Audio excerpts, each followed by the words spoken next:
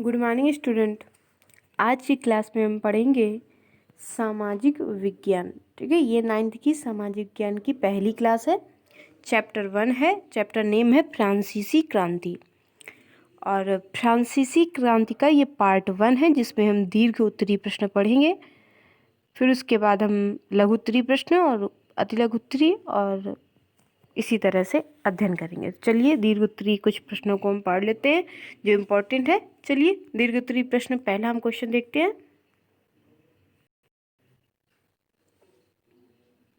देखिए पहला क्वेश्चन क्या है हमारा। तो पहला क्वेश्चन हम देखते हैं, स्क्रीन पर आपको दिख रहा है, ये लिखा हुआ है फ्रांसीसी क्रांति की शुरुआती घटनाओं का विश्लेषण कीजिए। ठीक है, हमें फ्रांसीसी क्रांति की शुरुआती घटनाएं जो हुई थी उनका विश्लेषण करना है। तो देखिए कौन कौन सी घटनाएं हुई थी उनके बारे में विस्तार से हमें अध्ययन करना है। तो देखिए पहली जो घटना थी वो घटना हुई थी स्टेटस जनरल की बैठक। सबसे पहली जो घटना हुई थी इसमें वो हुई थी स्टेटस जनरल की बैठक। मतलब फ्रांसीसी क्रांति जब हुई थी तो स्टेटस जनरल की सबसे पहले बैठक की गई थी। ये किस डेट को हुई थी? तो ये हुई थी 5 मई 1789 को। किस सन में हुई थी? 5 मई 1789 ईस्वी को। ठीक है, और शासक कौन थे उस समय? तो शासक थे उस समय फ्रांस के लुईस 16वें। ठीक है, कौन से शासक? तो शासक थे फ्रांस के लुई 16वें। ये जो फ्रांस के शासक थे लुईस 16वें ने नए करों के प्रस्ताव को दिया। ठीक है, 1600 किस सन में दिया? तो 1614 ईस्वी में निर्धारित संगठन के आधार पर वर्साय के महल में। ठीक है, वर्साय के महल में स्टेटस जनरल की बैठक बुलाई। ठीक है, किसने बुलाई थी? तो लुईस 16वें ने बुलाई थी नए करों के प्रस्तावों को 1614 ईस्वी में निर्धारित संगठन के आधार पर वर्साय के महल में स्टेटस जनरल की बैठक बुलाई थी। इस सभा में प्रथम और द्वितीय स्टेट के 300 प्रतिनिधि और तृतीय स्टेट के 600 प्रतिनिधियों को बुलाया गया। मतलब जो प्रथम और द्वितीय स्टेट के जो प्रतिनिधि थे वो 300 बुलाए गए और तृतीय स्टेट के जो प्रतिनिधि बुलाए गए वो 600 बुलाए गए। ठीक है, मतदान की प्राचीन पद्धति के अनुसार ही, ठीक है, मतदान की जो प्राचीन पद्धति थी उसके अनुसार ही स्टेट्स के प्रत्येक वर्ग को एक मत देने का अधिकार दिया गया। लेकिन लुईस 16वां लोकतांत्रिक सिद्धांत के आधार पर एक व्यक्ति एक मत को अपनाने के स्थान पर कुलीन वर्ग और साधारण वर्ग की मांगों के बीच समझौता कराना चाहता था। ये कौन चाहता था? ये लुई चाहता था। ठीक है, तो उसका मेन जो मोटिव था, ठीक है, तो वो क्या था? मेन मोटिव उसका था कि कुलीन वर्ग और साधारण वर्ग की जो मांगे थे उनके बीच में क्या करवा दे? समझौता करवा दे। ठीक है, दूसरी अगर घटना की विश्लेषण की बात करते हैं तो दूसरी घटना क्या थी? तो दूसरी घटना थी यहीं पे हमारी राष्ट्रीय सभा की स्थापना। यहाँ पे राष्ट्रीय सभा की स्थापना भी उसी दौर पर की गई जब फ्रांसीसी क्रांति हुई थी। तो ये राष्ट्रीय सभा की जो स्थापना की गई थी ये की गई थी 6 मई 1789 ईस्वी को। डेट थी 6 मई 1789 ईस्वी। ठीक है, इस डेट को ही राष्ट्रीय सभा की स्थापना की गई और राष्ट्रीय सभा की जो बैठक थी, ठीक है, उसके दूसरे दिन यह प्रश्न उपस्थित हुआ कि 3 स्टेट के सदस्य अलग अलग भवनों में मतदान करेंगे। जो 3 स्टेट के सदस्य होते हैं वो अलग अलग भवनों में मतदान करेंगे या एक साथ, ठीक है, एक भवन में मतदान करेंगे। सर्वसाधारण वर्ग ने अलग बैठने से मना कर दिया। इसमें जो सर्वसाधारण वर्ग था उसने क्या कर दिया? अलग बैठने से क्या कर दिया? इनकार कर दिया। सरकार ने इस गतिरोध को समाप्त करने का कोई प्रयास नहीं किया। सरकार ने क्या किया? इस गतिरोध को समाप्त करने का भी कोई उस समय प्रयास नहीं किया। अंत में क्या हुआ? तो अंत में जो सर्वसाधारण वर्ग के प्रतिनिधि थे, ठीक है, ने स्वयं को राष्ट्रीय सभा घोषित कर लिया। ठीक है। जो सर्वसाधारण के जो प्रतिनिधि थे उन्होंने क्या किया, स्वयं को ही क्या घोषित कर लिया, राष्ट्रीय सभा घोषित कर लिया।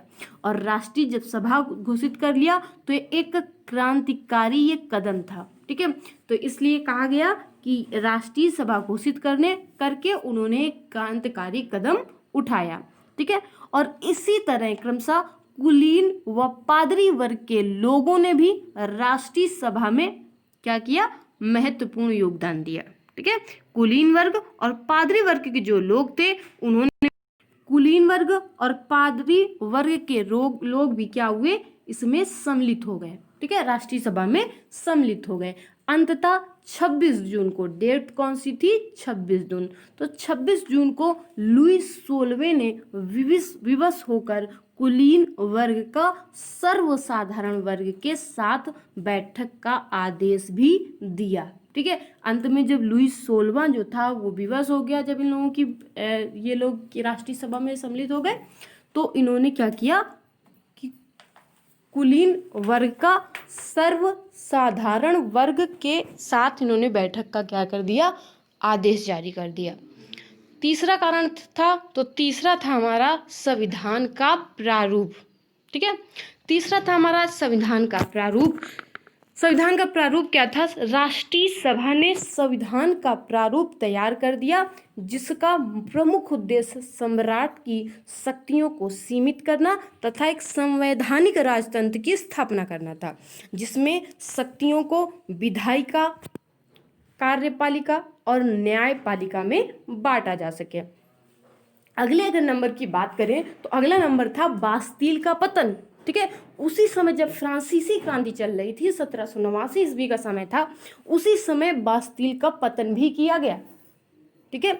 अब बास्तील का पतन कैसे किया गया, तो किसी अप्रिय स्थिति से निपटने के लिए, ठीक है, किसी अप्रिय स्थिति से निपटने के लिए, ठीक है, सम्राट ने पेरिस में सेना को एकत्रित करना आरंभ कर दिया। किसी अप्रिय स्थिति से निपटने के लिए सम्राट ने पेरिस में सेना को एकत्रित करना आरंभ कर दिया। सेना को एकत्रित होता देख जन आक्रोश भड़क उठा और पेरिस में आर्थिक असंतोष को लेकर जगह जगह दंगे भड़क उठे। ये दंगे उस भूखमरी, महंगाई और बेरोजगारी के फलस्वरूप शुरू हुए थे जो तत्कालिक पेरिस में व्याप्त थी, ठीक है। ये उस समय शुरू हुए थे दंगे जब जो था उस समय पेरिस में भूखमरी और महंगाई और बेरोजगारी थी, ठीक है। आक्रोशित जनता थी और 14 जुलाई को इसने क्या किया, बास्तील के किले पर धावा बोल दिया, ठीक है। क्योंकि उस समय जनता जो थी वो बहुत क्रोध में थी और उसने क्या किया कि बास्तील का जो किला था वहां पे धावा बोल दिया। इस तरह बास्तील का पतन निरंकुश शासन के पतन का प्रतीक था, ठीक है। बास्तील का जो पतन हुआ था वो एक निरंकुश शासन के पतन का प्रतीक था, मतलब शासक जैसा था, निरंकुश था, ठीक है। उसी के कारण ही बास्तील का पतन हुआ था। तो ये था हमारा पहला क्वेश्चन। पहला क्वेश्चन हमारा यहीं पे एंड होता है। अब चलते हैं अपने दूसरे क्वेश्चन पे। देखिए पहले ही क्वेश्चन में हमारी एक हेडिंग और बची थी, वो था क्या था, तो वो थी हमारी संवैधानिक राजतंत्र की स्थापना। इसे भी हम पढ़ लेते हैं। तो संवैधानिक राजतंत्र की स्थापना, ये पहले क्वेश्चन की हेडिंग है। देखिए उस समय जब फ्रांसीसी क्रांति चल रही थी, 1789 का टाइम था, तो उसी समय संवैधानिक जो राजतंत्र था उसकी भी स्थापना की गई। क्यों की गई? क्योंकि जनता की शक्ति को भांपते हुए, ठीक है, फ्रांस के राजा, ठीक है, लुई 16वें ने संवैधानिक राजतंत्र को मान्यता प्रदान कर दी और इस प्रकार फ्रांस में संवैधानिक राजतंत्र की स्थापना हो गई। राष्ट्रीय सभा ने एक आदेश पारित किया जिसके द्वारा धार्मिक करों को समाप्त कर दिया गया और चर्च के स्वामित्व वाली जमीन जब्त कर ली गई। और उसी समय पादरी वर्ग जो था उसको विशेषाधिकारों को छोड़ने के लिए विवश किया गया। तथा सामंती व्यवस्था के उन्मूलन का भी आदेश पारित किया गया। तो ये मुख्य कार्य थे जो किए गए फ्रांसीसी क्रांति में। ठीक है, अब आगे चलेंगे हम दूसरे क्वेश्चन पे। तो दूसरा क्वेश्चन पढ़ेंगे। दूसरा क्वेश्चन क्या था? तो दूसरा क्वेश्चन है, फ्रांस की क्रांति के समय फ्रांस की राजनीतिक स्थिति का विवेचन कीजिए। ठीक है, फ्रांस की जो क्रांति थी, तो क्रांति के समय फ्रांस की राजनीतिक स्थिति क्या थी उसकी विवेचना करनी है। तो जो फ्रांस की क्रांति थी उस समय फ्रांस का जो शासक था वो था लुई 16वां। लुई 16वां उस समय शासन कर रहा था। 1774 ईस्वी में अपने पितामह की मृत्यु के बाद, ठीक है, 1774 ईस्वी में वो अपने पितामह की मृत्यु के बाद वह कठिन परिस्थिति में ही सिंहासनारूढ़ हुआ। ठीक है, मतलब सिंहासन में बैठा। उस समय राजकोष रिक्त था, राजा के ऊपर अत्यधिक ऋण भार था। इस परिस्थिति में से बाहर निकलने के लिए जिस योग्यता की आवश्यकता थी वो लुई में थी, इसलिए उसे फ्रांस का क्या बनाया गया था? शासक बनाया गया था। दूसरा, दूसरे फ्रांसीसी राजाओं की भांति उसकी पत्नी मेरी एंटोइनेट का शासन पर अत्यधिक प्रभाव था। उसकी इच्छा शक्ति बड़ी दृढ़ थी, उसमें साहस था तथा तुरंत निर्णय भी कर सकती थी। इस प्रकार जो गुण राजा में नहीं थे वे उसमें विद्यमान थे, परंतु उसमें भी शासन की समस्याओं को समझने तथा उनका समाधान करने की योग्यता नहीं थी। उसे अपने आमोद प्रमोद से मतलब था। वह सदा लोभी चाटुकारों से घिरी रहती थी जो उस समय की व्यवस्था से लाभ उठाते थे और इसी कारण सुधार के शत्रु भी थे। चलिए तीसरा कारण पढ़ लेते हैं। देखिए तीसरा कारण इसका क्या था? तो तीसरा कारण था कि तत्कालीन फ्रांस के जो प्रांतीय शासन थे वो दो प्रांतों में बट गया था।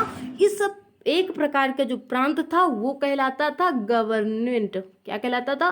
गवर्नमेंट, जिनकी संख्या 40 थी। इनमें से अधिकांश जो थे फ्रांस के प्राचीन प्रांत थे। इनका शासन में कोई सहभागिता नहीं थी। ठीक है, जो ये फ्रांस के प्राचीन प्रांत थे इनका शासन में कोई सहभागिता नहीं था। इन प्रांतों के गवर्नर उच्च वर्ग के कुलीन वर्ग होते थे। ये लोग अधिक मेहनत करते थे, मतलब अधिक वेतन पाते थे और राजा के सानिध्य में ऐशो आराम की जिंदगी व्यतीत करते थे। ठीक है, अगले नंबर की बात करें तो शासन का जो वास्तविक कार्य था वो फ्रांस के 36 अन्य प्रांत करते थे, जिन्हें क्या बोलते थे? तो जिन्हें बोलते थे जेनरेलिटी। ठीक है, प्रत्येक जेनरेलिटी में राजा द्वारा नियुक्त एक कर्मचारी होता था जिसे बोलते थे इंटेंडेंट। क्या बोलते थे? इंटेंडेंट कहते थे। ये कर्मचारी मध्यम वर्ग के ही लोग थे तथा राजा के आदेशों का पालन करते थे।